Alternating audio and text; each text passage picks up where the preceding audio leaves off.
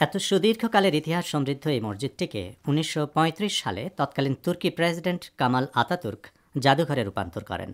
প্রেসিডেন্টের নির্দেশে আল্লাহ, রাসূলুল্লাহ সাল্লাল্লাহু আলাইহি ওয়াসাল্লাম, খোলাফায়ে রাশিদিন এবং ইমাম হাসান ও ইমাম হোসাইনের নাম সম্বলিত ফলকগুলো নামিয়ে ফেলা হয়।